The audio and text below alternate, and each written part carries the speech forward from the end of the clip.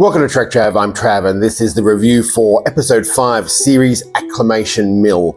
Is this better than last week's episode? Does it live up to the hype and expectations put on it by released pictures and information that people may have heard? Let's get into the review.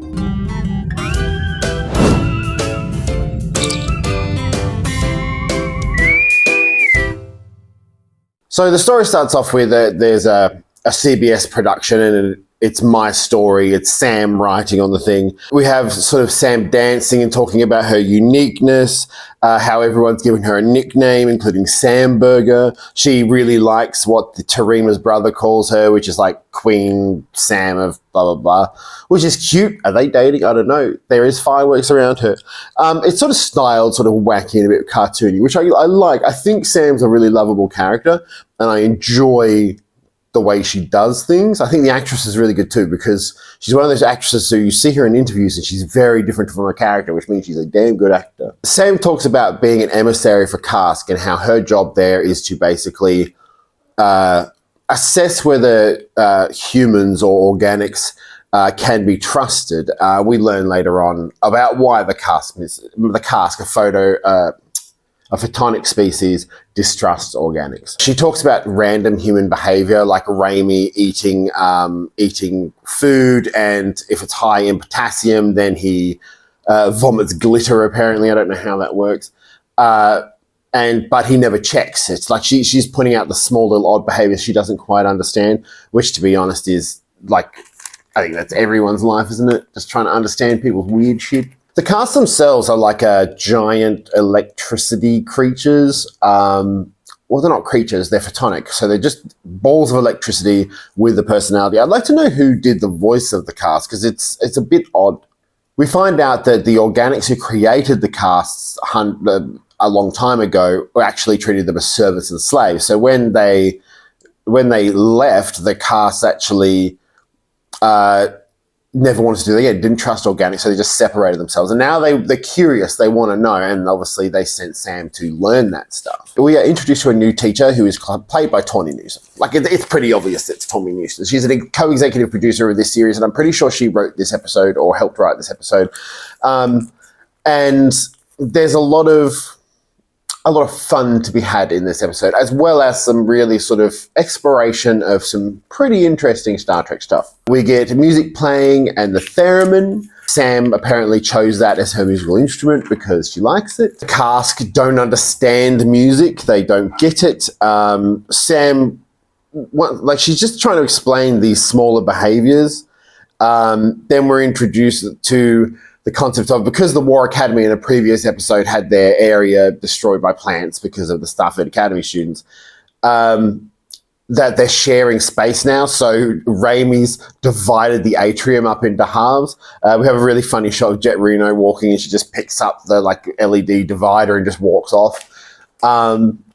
It's fun. It's fun to see them sort of outside, sort of peripherally. We're not focusing on them individually, but we're very much focusing on sort of their weird behaviors and habits, which is fun. It's a fun sort of episode. Each one of these little clips sort of references Tarima and Caleb, which is their flirtation, and she just blatantly asks them whether they want to have sex or not, pretty much. And then she's like, well, your blood pressure, and that increases, and it makes no sense if you don't want to do this, and they're sort of playing it low. It's a sweet scene. Sam is sweet. She's naive but sweet, which is, I don't know, I find her charming. The Cask tells Sam to get enrolled in countering the unexplainable. And when she goes to the class to talk to the teacher, we get a vision of the Guardian of Forever, and we get a shot of Cisco on the wall that we've seen in the trailers. And she goes, another emissary. She sort of, because she's an emissary and he was an emissary.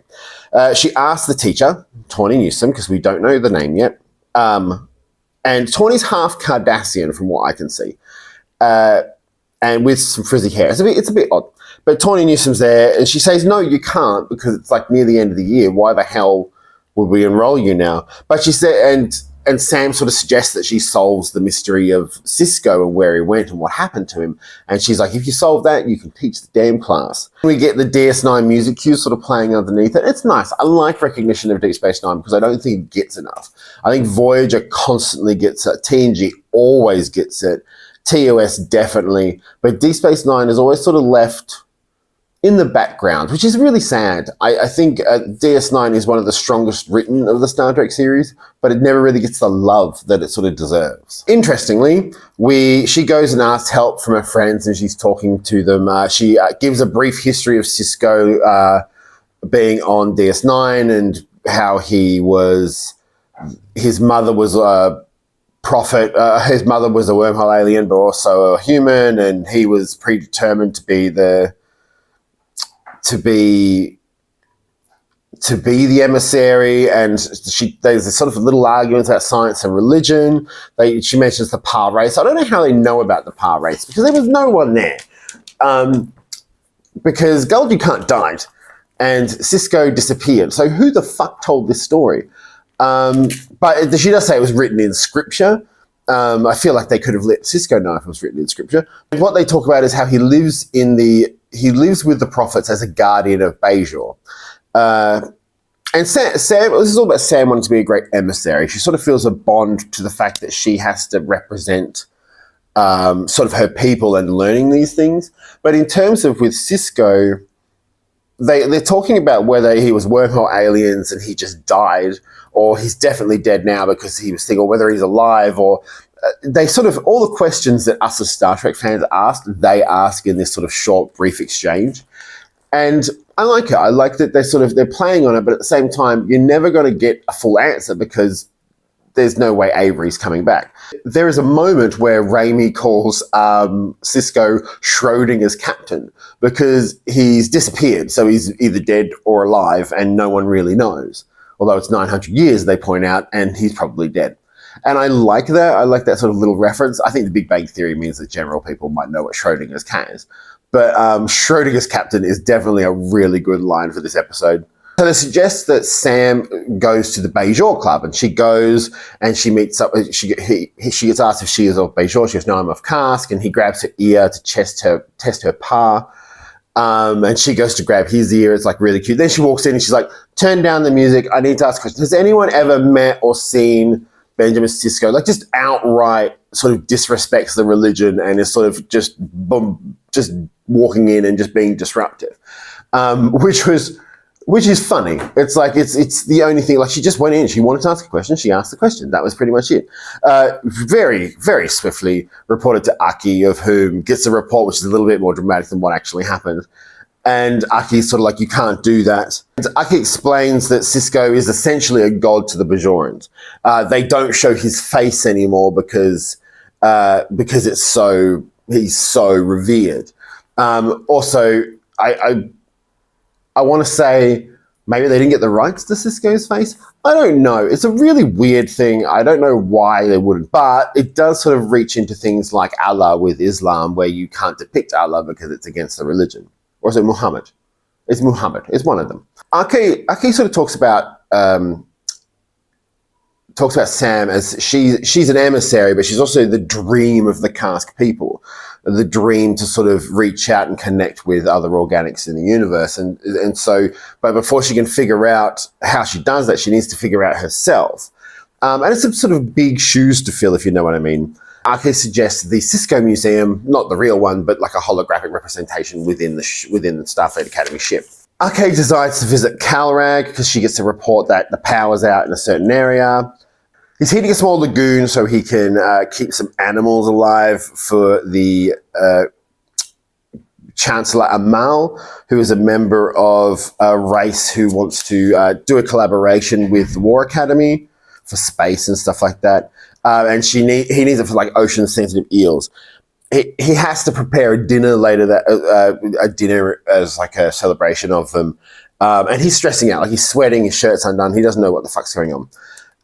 And Aki basically goes, "If you fix the power, I'll teach you how to handle this meal." Because obviously diplomacy is more of a Starfleet thing, not a war thing. And this is sort of a playthrough. It's a little story in sort of a big episode of a big story.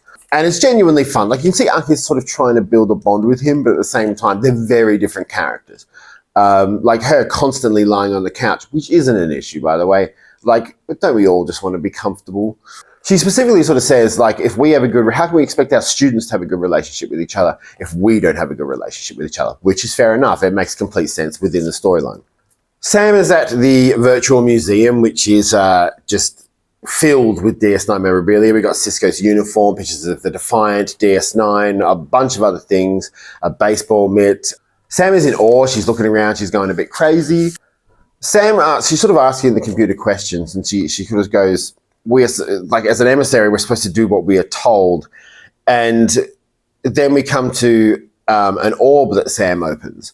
And she pulls it open, and she sort of, it's not real, but she tries to talk to Sisko. She sort of goes, how do I become what I want to be instead of what people want me to be? And that's the question through this episode is she admits that she feels like she's failing and she can't achieve what she has to achieve, but she's sort of trying her hardest. On the wall, there's a family tree of Sisko. I'm sure people will pause it and zoom in and we'll see everyone. Picks to tap on Jake Sisko. And believe me, when I first watched this episode, I genuinely didn't think we were going to get anyone from Deep Space Nine popping up. Cirric Lofton appears. And it's just him talking about his father, about how his father was filled with love and support for him and his growth, and how he was constantly sort of, that was his focus. Him as a father, talking about him as a father, how he could cook and how he taught his son to cook that way, and how when he became a father, he took a lot of his lessons from his father. So there's a lot of strength and stuff that he got from Sisko. And I think that I think it's nice. It's nice having Jake back. I don't think Cirric Lofton, and this is going to sound terrible, I think Cirric Lofton's the greatest actor. Or maybe he's just rusty because he hasn't done a lot in a while. But I certainly like the sentiment of what he's saying is really, really good. Sam sort of says she wished she could have known him, which is a really nice moment. She goes to the teacher. She talks about how Jake just wants to talk about Sisko as his dad. He doesn't talk about him as anything else. She sort of goes, it doesn't help her understand what it is to be an emissary or what happened to him. And the teacher says, you won't solve it from facts alone, because obviously it's emotion and it's sensitivity. There's one thing that he wasn't short of was love, which is 100% correct. Like, you look at his and Jake's relationship throughout Deep Space Nine, it is undeniably about love. Like, it's one of the biggest building blocks. Him and Cassidy, his family is so important to him. Sam decides to bring a sample of Sisko's food to all the cadets. She can't eat it. But they're sort of eating, they're finding it delicious. She talks about his recipes and his father owning Cisco's in San Francisco. Caleb wants to fiddle around with Sam's programming so she can eat. Fun moment where he turns her hair purple and gives her a big scarf, and like, he doesn't know quite what he's doing, but he wants to figure it out. Raimi brings up there's a cadet bar of which Sisko got punched in the face. They obviously hear a bar, they all want to go. And then we cut to sort of Sam talking to the cast. Cast give her an ultimatum, which is basically join this class or you're coming back home. You either succeed as the emissary or we're going to bring you back and you're just going to stay here and we're not doing anything. So when she comes out of it, she just decides to go to the bar. Like, yeah, I'm going. Then we cut to Aki's quarters. We have the Doctor, Jet Reno, and Calrag sitting around. She's demonstrating what positions they hold within this meeting. The Doctor's really getting into it. Jet Reno's sort of a little bit like, I just can't be fucked. And Aki really, really loves it. She's enjoying his sort of uncomfortableness with the situation. It's a really fun scene. Jet Reno really gets it. They talk about, like, there's like a fish on the table, a big blobby fish. And they eat soup, but there's not real spoons. Obviously, Tig Notaro just makes one line after one line. She's so funny. I think she's my kind of sarcastic person. It certainly is. This is about building a relationship with Aki, not building a relationship with the ambassador. So it's sort of, there's a weird sort of undertone. The Doctor really loves it though, because you can clearly tell he probably organized a lot of this. When they get to the bar, Jaden is wearing his skirt. Oh my God.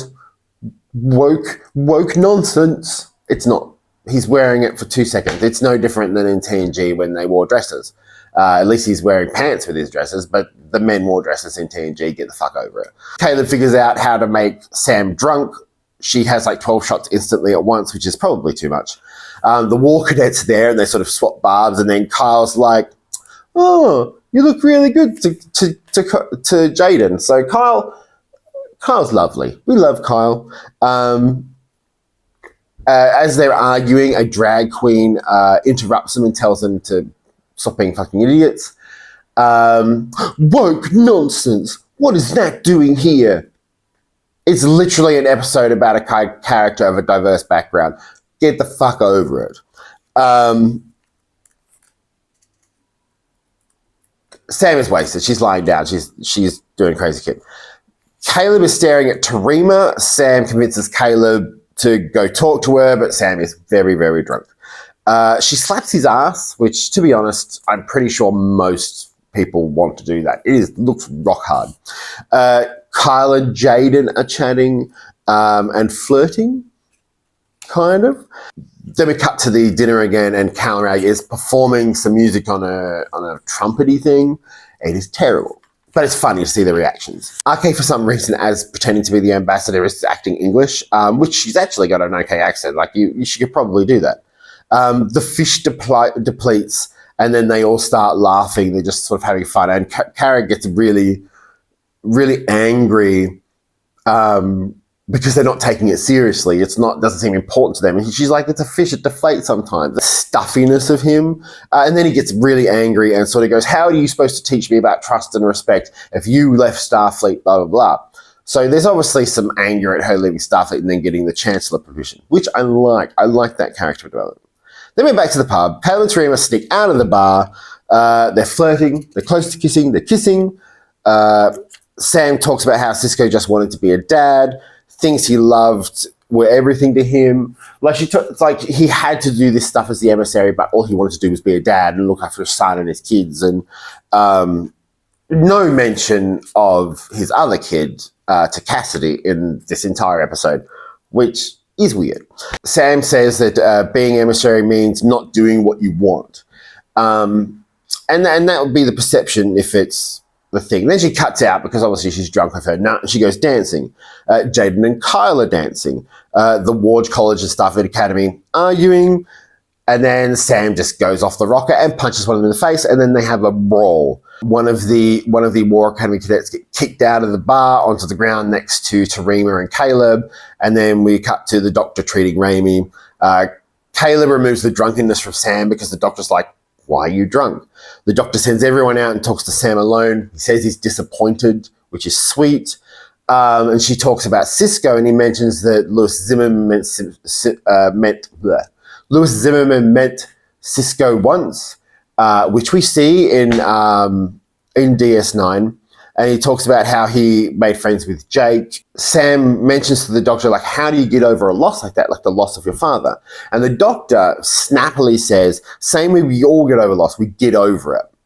Now, this is sort of an inkling that the doctor has a darker, sadder side. Like, he's 900 years old or 800 years old now. So he would have had a lot of loss. And there was a bit of that with when they talked about Dahl and Mirth and that from Prodigy, where he was just a little bit snappy with them and a little bit, he didn't want to remember them. And it was really, I hope we get explained why the doctor is like that. I suppose, like, that disconnection, even though he clearly feels something, that disconnection of wanting to talk about it. And I hope we get a doctor-centric story, at least this season, because we should. Aki and Carrag are in the turbo lift, and he fixed the power. He promised, she's tried to help him. He promised and he gave the power back. She asks him to sit down. She gets weirdly close to him because she's lying down again. She talks about leaving Starfleet and his prejudgments and how you can't do diplomacy with prejudgments on people, her leaving Starfleet or this ambassador.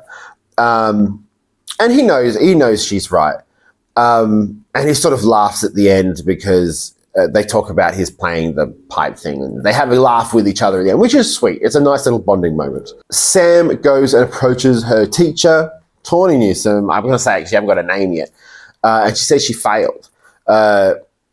And the teacher asks, "What did you learn?" And she says, "It doesn't matter how Cisco died. He lost everything. You lose everything as an emissary." And I genuinely am like, "Oh, okay, I see where this is going." The teacher goes over and opens up a piece of cloth, and it has the book Anselm.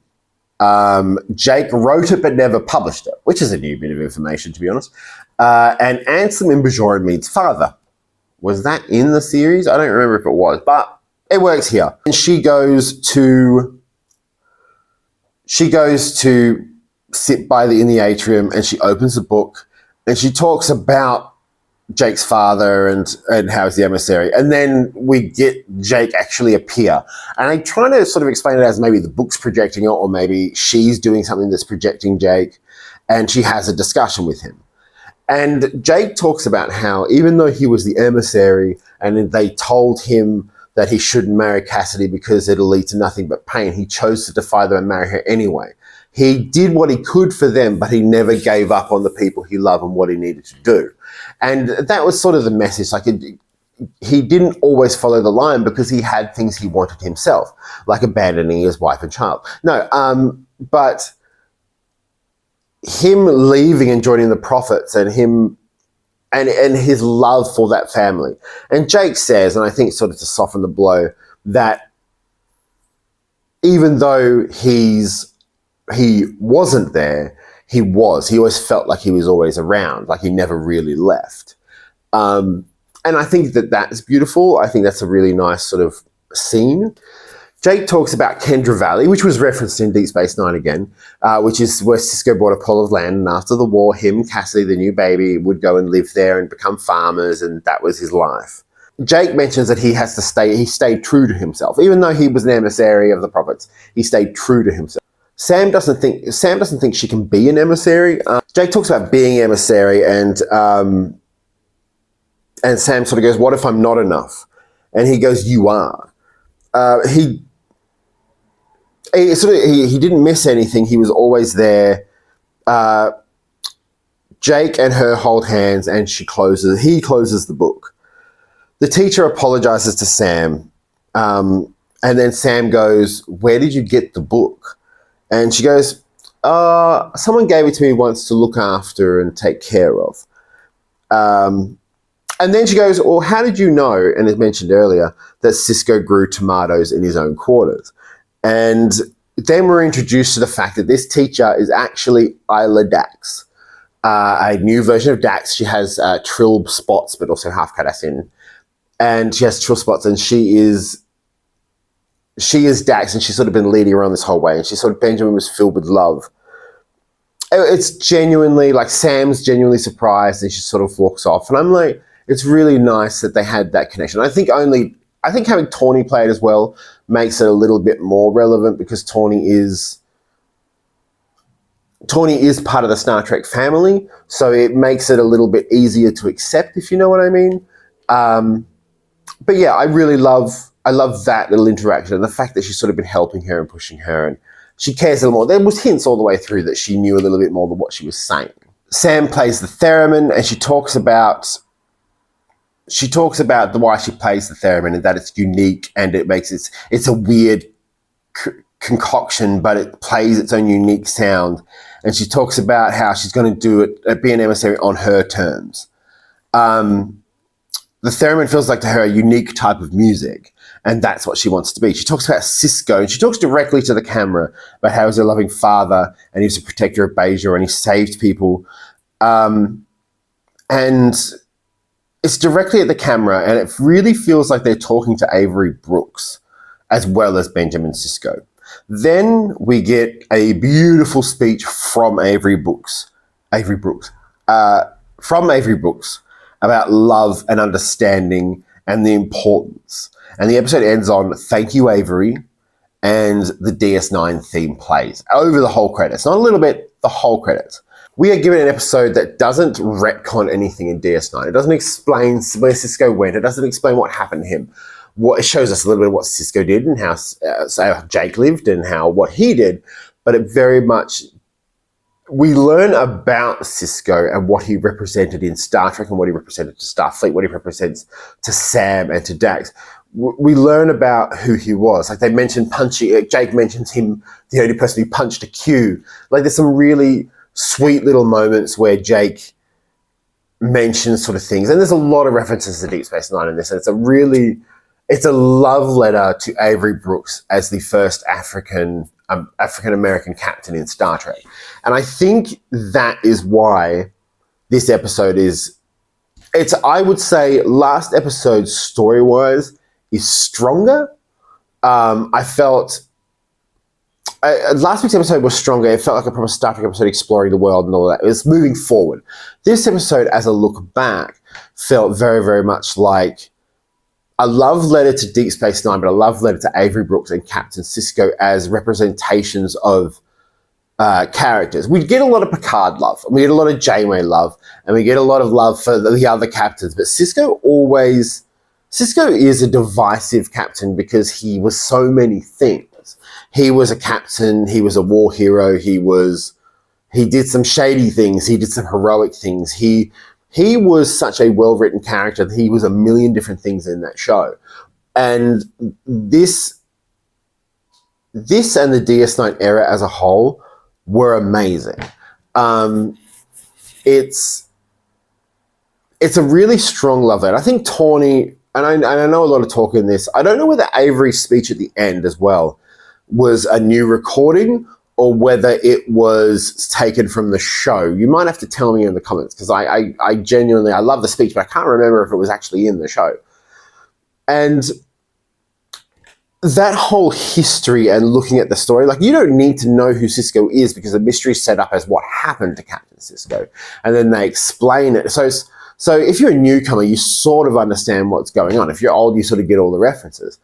And I think that's really good. I do think that the club stuff was sort of pointless. I think it took away from the overall episode. And I think if anyone's going to complain about anything, it's going to be the club stuff. Like Sam getting drunk and having sort of affirmations while she's drunk really means nothing. It's just more war college stuff, which I get is sort of part of the overall story. I think the Ake ambassador meeting thing was really fun. I think there was some great little funny liners in there. I think this episode is a little bit tonally off, but I think the thing that sort of doesn't quite bring it to the level that the last episode was is that the club scenes, because they sort of, I don't want to go see a bar. I don't want to see what happens at a bar. I don't care about this. You want me to care about Sisko, and I get that Sam has to have that revelation, but they could find another way. But it feels like it takes away from the Sisko-ness of it. Like it would have been nice if they went to like Sisko's Creole Kitchen and it's still there, and they meet like a younger Sisko ancestor or like something like that. And I get why it is. It's a show for younger people, but that bit sort of took me out a little. Having Tawny Newson be Isla Dax, I think it's a nice little thing. I hope we see more of her. I don't know if we will, but Tawny Newson is a co-executive producer, so maybe. I think the Doctor, I want to see more of that Doctor story, because I think that is interesting.